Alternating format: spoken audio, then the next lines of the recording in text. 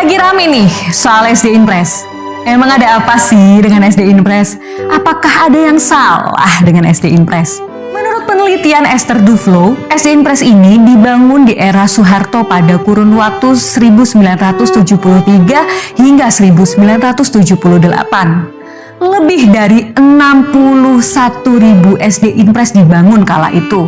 Setiap SD Impres mampu menampung hingga 500 siswa dan dana yang dikeluarkan hingga mencapai 500 juta US dollar. Menurut Duflo, pembangunan SD Impres ini menjadi pembangunan gedung sekolah terbesar sepanjang sejarah di Indonesia. Tujuannya apa? Tentu jelas, keadilan bagi rakyat Indonesia. Negara hadir untuk memenuhi hak pendidikan dasar warga negaranya. Dampaknya apa? Dari pembangunan itu, kenaikan taraf hidup warga Indonesia, peningkatan ekonomi Indonesia mencapai 6 hingga 10%. Padahal dana pembangunannya hanya 1,5% dari PDB Indonesia kala itu. Luar biasa bukan?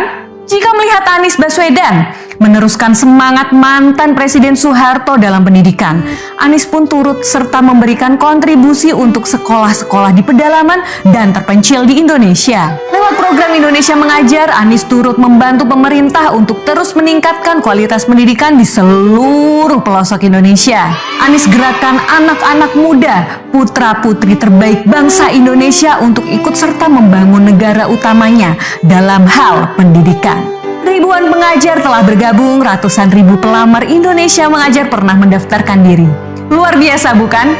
Karena Anies pun tahu jika pendidikan yang dapat merubah kehidupan anak-anak penerus bangsa Indonesia.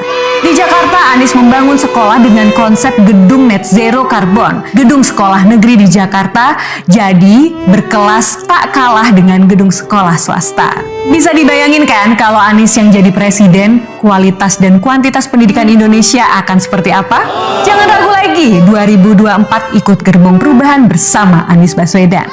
Mohon doakan supaya Allah Subhanahu wa Ta'ala, Tuhan yang Maha Esa, menjadikan Anies Baswedan sebagai Presiden Indonesia yang ke-8. Amin amin ya robbal alamin.